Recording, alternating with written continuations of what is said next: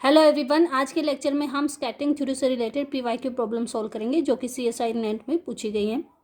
तो आइए शुरू करते हैं। फर्स्ट प्रॉब्लम जो कि सीएसआई नेट दिसंबर 2023 में पूछी गई है वो क्या है। Incident plane wave with the wave number K is scattered by the spherically symmetric of potential. The scattering occur only S and P wave, है ना। एस और पी वेव में ही स्कैटरिंग हो रही है, यानी L0 पॉसिबल है या तो L1 पॉसिबल है। जो आपको स्कैटरिंग एम्पलीट्यूड दे रखा है वो π/3 के लिए और π/2 के लिए गिवन है। टोटल स्कैटरिंग क्रॉस सेक्शन आपसे पूछा गया है। तो ये जो क्वेश्चन आपसे पूछा गया है वो पार्शियल वेव एनालिसिस से पूछा गया है। तो हमें पता है कि जो टोटल स्कैटरिंग क्रॉस सेक्शन होता है उसका फॉर्मूला क्या था, 4π/k² summation L from 0 to infinite 2L+1 and sign square delta L।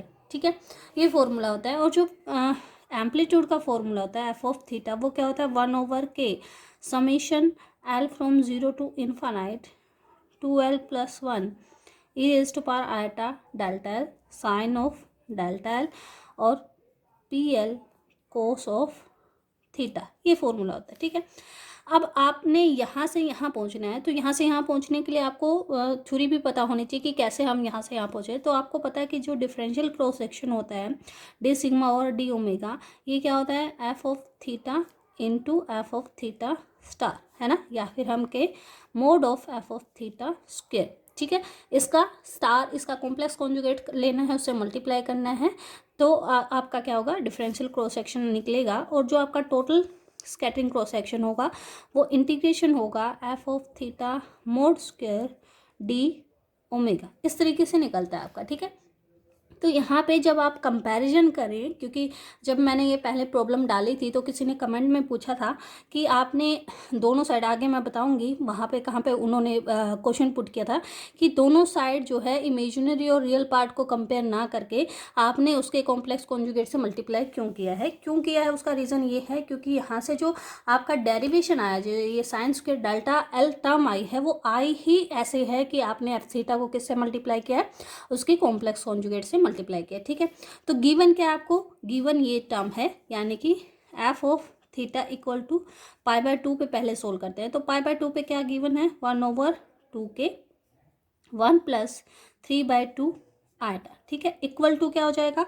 यहाँ पे फॉर्मूले में पुट कर दीजिए 1/k, L0 पुट करेंगे तो ये टर्म 1 हो जाएगी, e⁻ delta 0 sine of delta 0 और P0 क्या होता है, 1 होता है आपका। ठीक है, प्लस में क्या आ जाएगा, यहाँ L को 1 पुट करेंगे तो ये टर्म होगी 3 e⁻ डेल्टा 1 और यहाँ आ जाएगा साइन ऑफ डेल्टा 1 और कोस ऑफ थीटा। थीटा क्या है आपका, π/2 है और π/2 क्या होता है, 0 होता है। ये टर्म तो 0 होगी, तो यहाँ से k से क्या हो जाएगा, k कैंसिल हो जाएगा। कंपैरिजन करेंगे तो 1/2 + 3/4 आयटा इज इक्वल टू क्या आ गया, e⁻ delta naught sign delta note. ठीक है, अब यहाँ पे आपको जब आप L की वैल्यू पुट करेंगे तो जब सिग्मा t निकालेंगे तो साइन स्क्वायर डेल्टा नोट भी चाहिए और साइन स्क्वायर डेल्टा 1 भी चाहिए।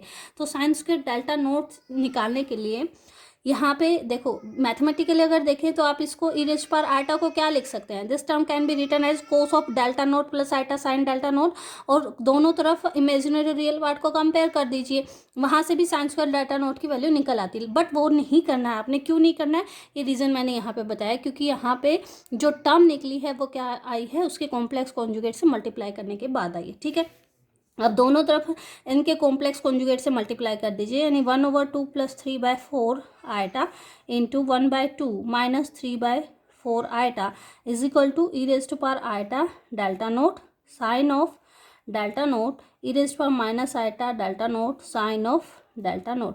तो जो हमारे पास sine square delta naught term आ गई, एक रिलेशन तो ये भी आपने यूज़ करना आगे, इसको हाईलाइट कर देते हैं। Sine square delta naught term किसके इक्वल आ जाएगी, this term will be equal to 1/4 + 9/16। ठीक है, इसको सोल्व कर लीजिए, ये टर्म किसके इक्वल आ जाएगी, sine square delta naught is equal to 16, 4 + 9 = 13/16। ठीक है, साइन स्क्वायर डेल्टा नोट निकल गया। अब जो दूसरा रिलेशन आपको दे रखा है f(θ) = π/3 पे, वो यूज़ कर लेते हैं और वहाँ से आप निकालेंगे साइन डेल्टा 1 की वैल्यू को। ठीक है, तो नेक्स्ट रिलेशन आपको दे रखा है f(θ) = π/3 पे इज इक्वल टू 1/2 टू के 5/2 प्लस 3 आइटा, ये गिवन है। इक्वल टू क्या होगा, इस फॉर्मूला में पुट कर दीजिए जो कि आपने एफ ऑफ थीटा के लिए लिखा है।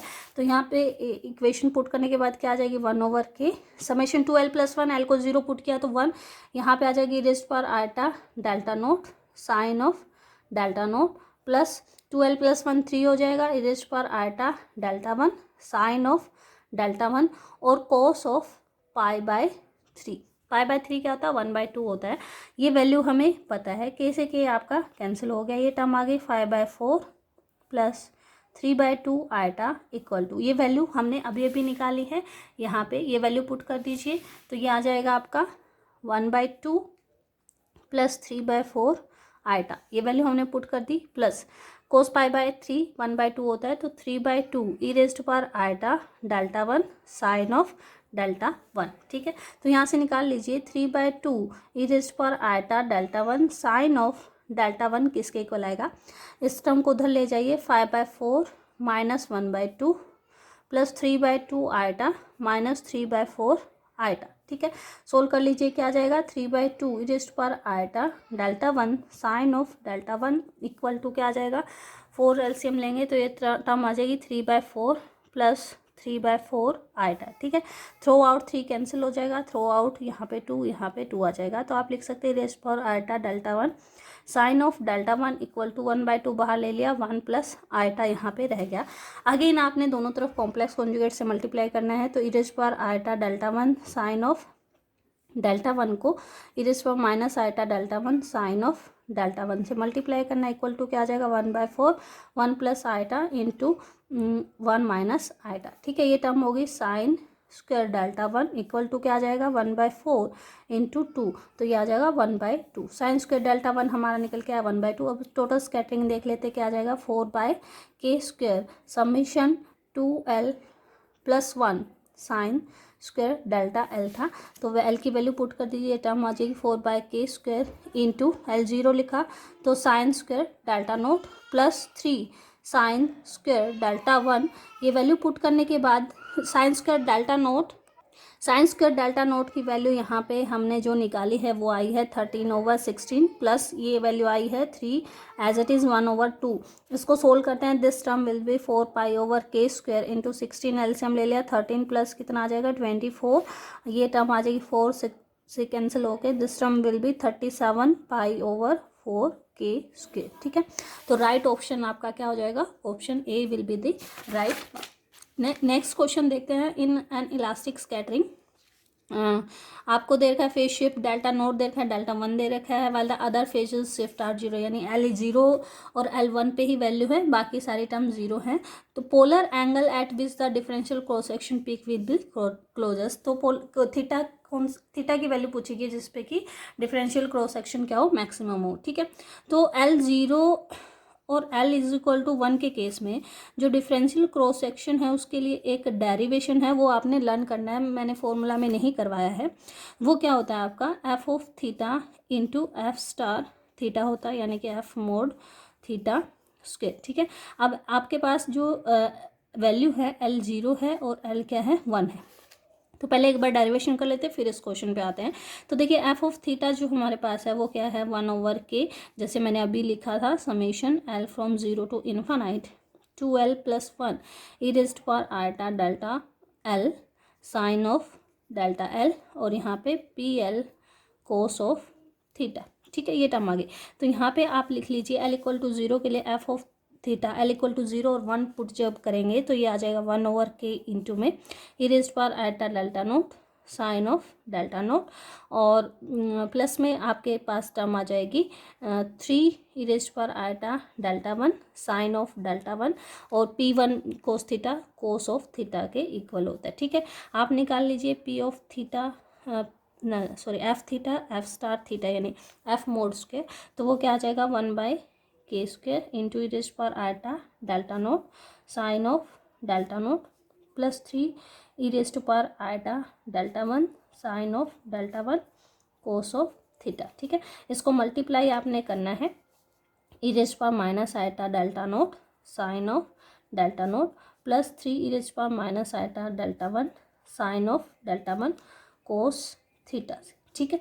अब यहाँ पे देखिए पहले जिसमें टर्म में कोस थीटा नहीं आएगा यानी इसको इससे मल्टीप्लाई करते हैं तो एक टर्म क्या आ जाएगी 1/k² इंटू दिस किया तो e⁻0 यानी कि सिर्फ क्या बचा sin² डेल्टा नोट, ठीक है।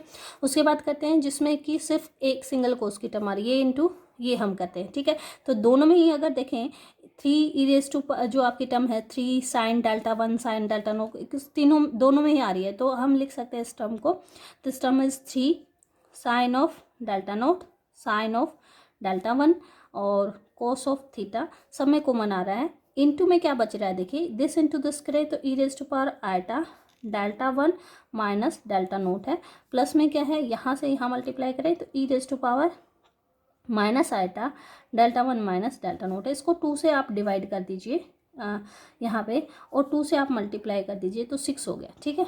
ये टर्म बन गई हमारे पास। अब कोस स्क्वायर की टर्म को देखते हैं, नहीं इसको इससे मल्टीप्लाई करते हैं तो हमारे पास आ जाता है 9 sin² डेल्टा 1 cos² थीटा, ठीक है।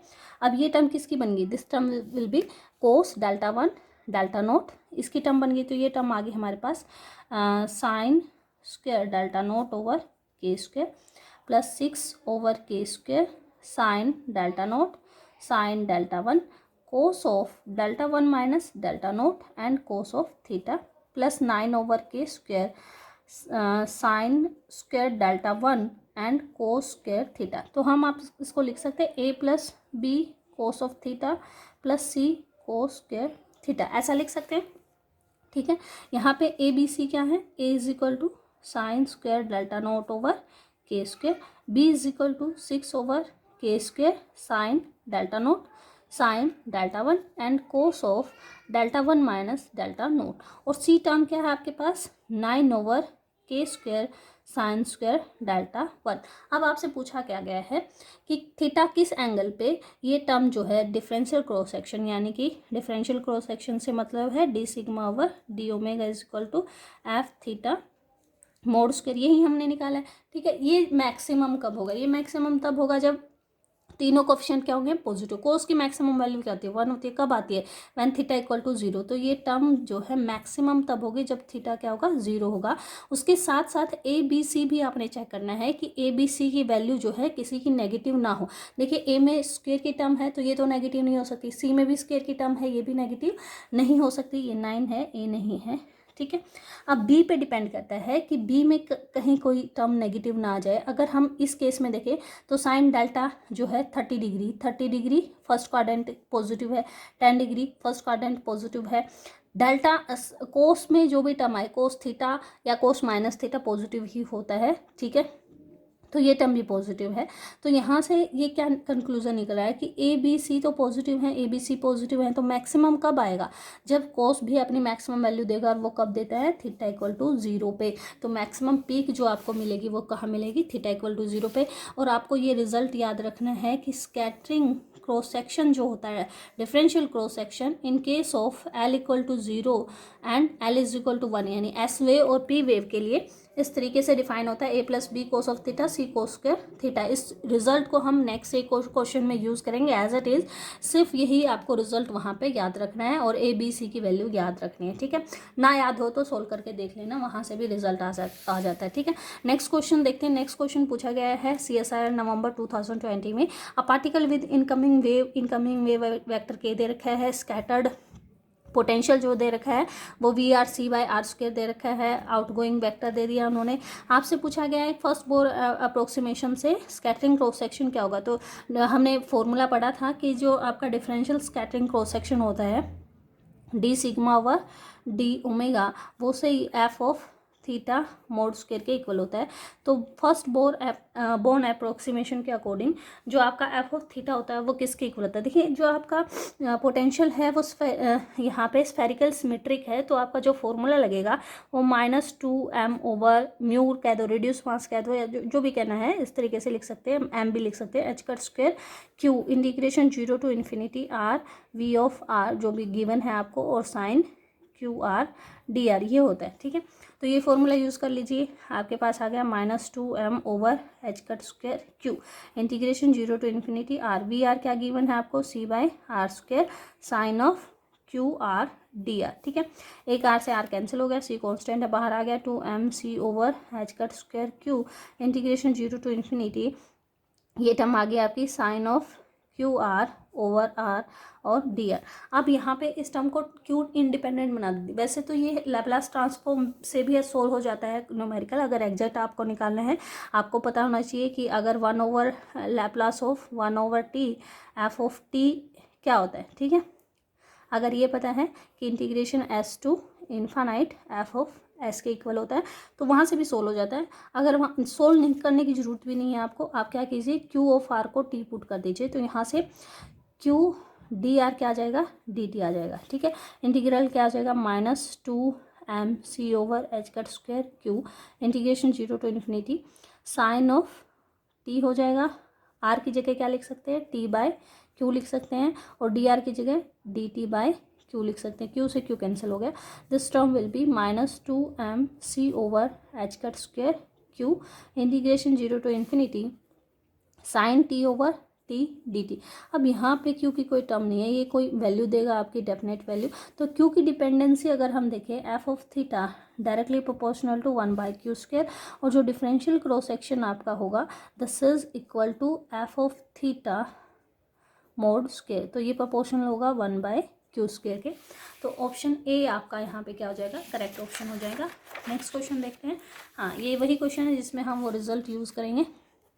ये भी पार्शियल डिफरेंशियल का ही न्यूमेरिकल प्रॉब्लम है। यहाँ पे वही सेम दो वेव दी है, एस वेव और आपकी पी वेव दी है, और जो Δ1 है वो दिया हुआ है Δ0/2, ठीक है। ये कहा गया है कि the differential cross section cos theta की किस वैल्यू पे वो जो है मिनिमम जाएगा, वो आपने बताना है, ठीक है। अब यहाँ पे ये टर्म, इससे कन्फ्यूज मत होना, ये डी ओमेगा ही है, क्योंकि जो आपकी ओमेगा टर्म होती है डी ओमेगा वो क्या होती है, sine of theta d theta d phi, तो इसको क्या लिख सकते हैं, डी ऑफ कोस थीटा भी लिख सकते हैं, वो सेम ही टर्म है, ठीक है।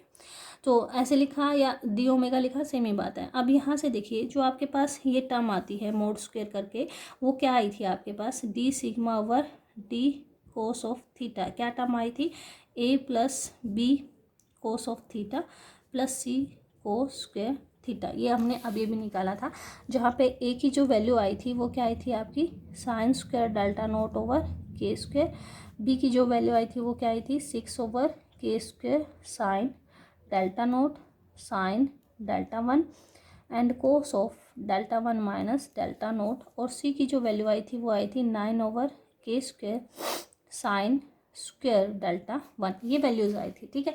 अब क्या कह रहे हैं, ये मिनिमम कब होगा, जब इसका first derivative with respect to cos theta क्या हो 0, इस टर्म को मान लीजिए एस है, तो मिनिमम कब होगा when d s over d of cos theta equal to क्या हो 0, तो इसका डिफ्रेंशिएशन कीजिए, क्या आ जाएगा 0 प्लस इसका b प्लस में 2c cos of theta and this term will be equal to 0, तो यहाँ से कोस ऑफ थीटा की वैल्यू क्या आ जाएगी -b/2c, ये वैल्यू पुट कर दीजिए, b की वैल्यू क्या है -6/k², minus as it is b की वैल्यू साइन Δ0, Δ1 की जगह क्या पुट करना है Δ0/2, तो साथ ही साथ पुट करके चलते हैं Δ0/2, ये क्या रह जाएगा कोस ऑफ Δ0/2 माइनस Δ0 करेंगे तो माइनस Δ0/2, और cos minus theta cos theta ही होता है, कोस Δ0/2 डिवाइडेड बाय क्या आ जाएगा आपका 2 × 9/k² साइन स्क्वायर Δ0/2, ठीक है।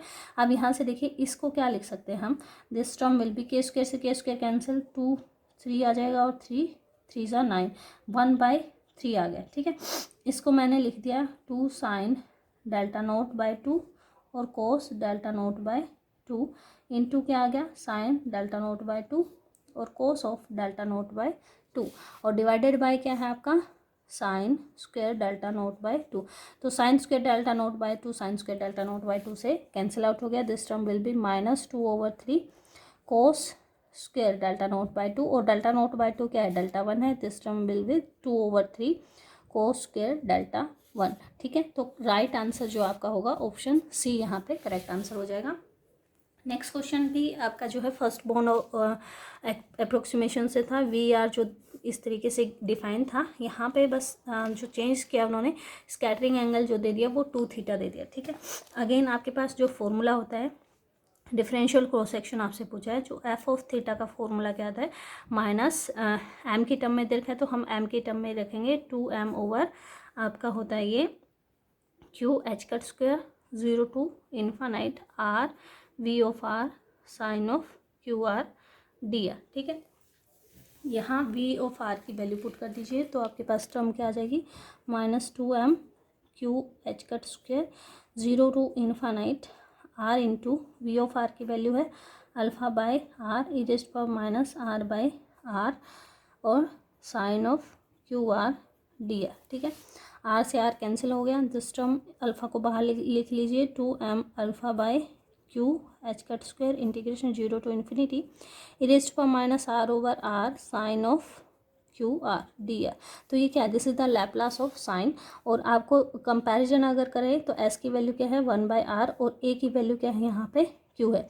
और लैप्लास ऑफ साइन क्या होता है, साइन ए एक्स क्या होता है, this will be equal to a over s square plus a square. तो ये यूज़ कर लीजिए, ये क्या आ जाएगा -2m alpha over q H cut square into Q over Q square plus 1/r square. Q से क्यू कैंसिल हो जाएगा यहाँ पे, तो यहाँ से आर स्क्वेयर ऊपर ले जाइए, क्या आ जाएगा -2m alpha are square over 1 plus Q square R square term आ गई। अब यहाँ पे देखिए जो क्यू जो होता है वो क्या होता है 2k साइन ऑफ जो स्कैटरिंग एंगल होता है डिवाइडेड बाय 2, यहाँ स्कैटरिंग एंगल 2 थीटा दे रखा है डिवाइडेड बाय 2, ये कैंसिल हो गया, this term is 2k sine of theta आ गया। ये वैल्यू यहाँ पुट कर दीजिए, ये टर्म आ जाएगी -2m alpha are square over 1 प्लस 4 स्क्वेयर करेंगे तो 4 क्यू स्क्वेयर के स्क्वेयर साइन स्क्वेयर थीटा, ये टर्म आ गई। ठीक है, और आपसे डिफरेंशियल क्रॉस सेक्शन पूछा गया है डी ओमेगा इक्वल टू क्या आ जाएगा एफ ऑफ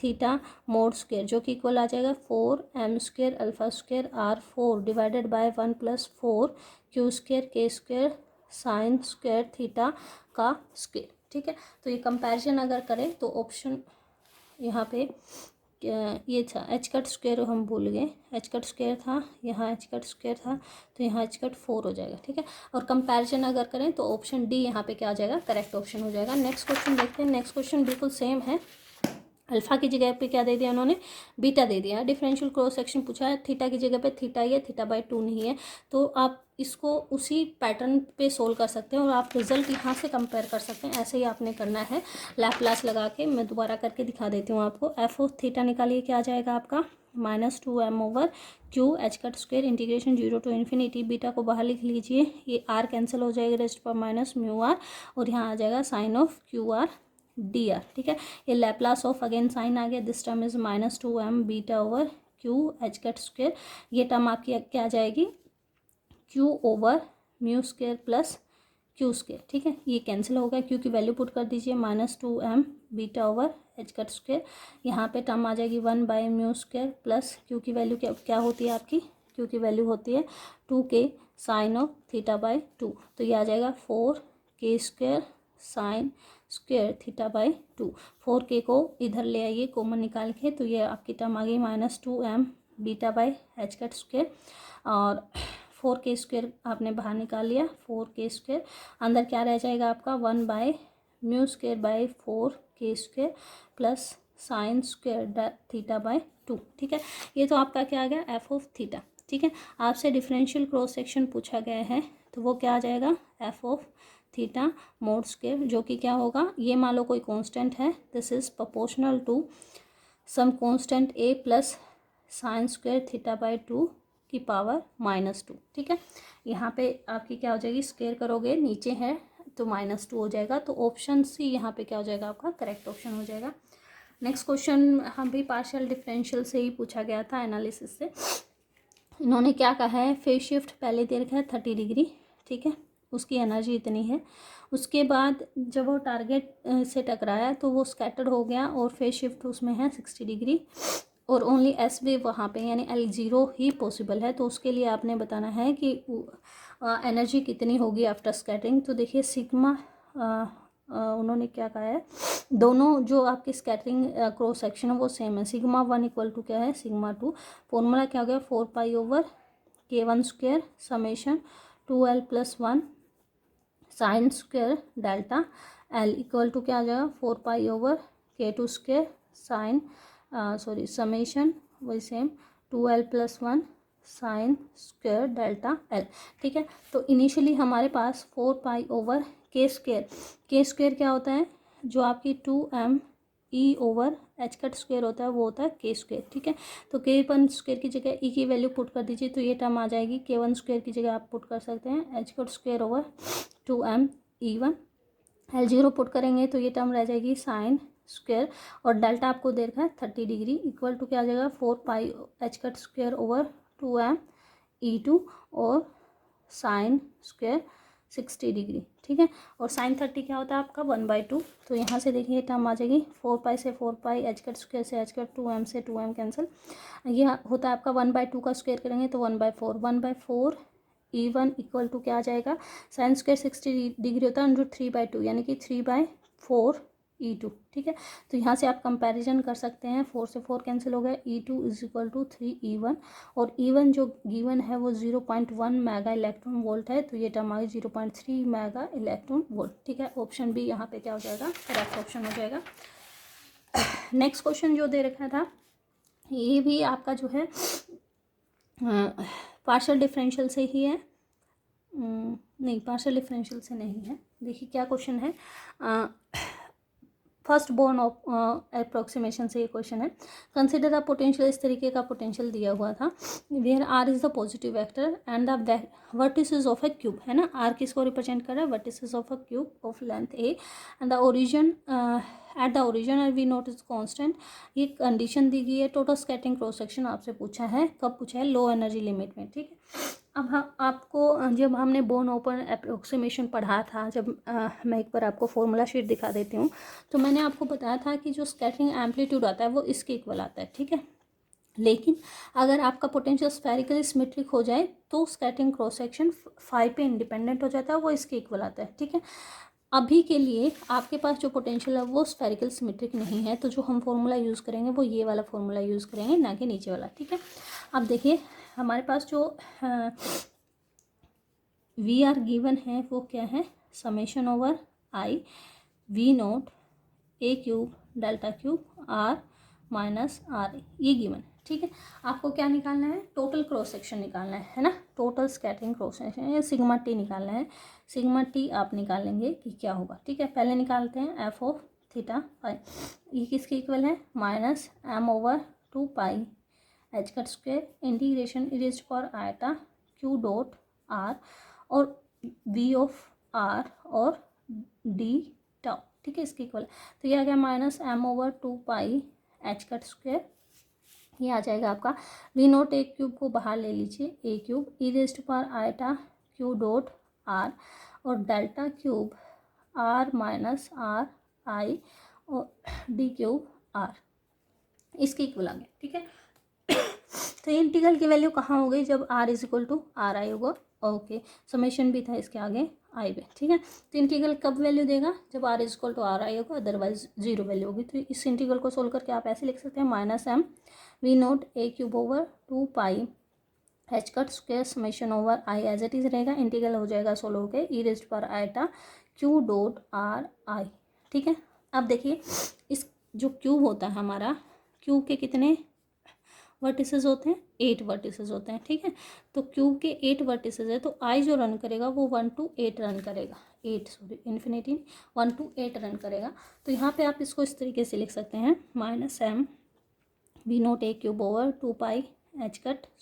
ठीक है, this term will be e⁻⁴ q dot r1 प्लस e⁻⁴ q dot r2 and plus up to e⁻⁴ q dot r8, ऐसा लिख सकते हैं। ठीक है, अब हमने क्या कहा है कि लो एनर्जी लिमिट में, यानी q टेंड्स टू 0 जब कर जाए तो f ऑफ थीटा क्या निकल आएगा, q को 0 पुट करेंगे तो -m v naught a cube over 2 h² into क्या हो जाएगी ये टर्म 1 + 1 प्लस अप टू 8 हो जाएगी। ठीक है, कैंसिल होके 4 आ गया, तो this term is -4m v naught a cube over h²।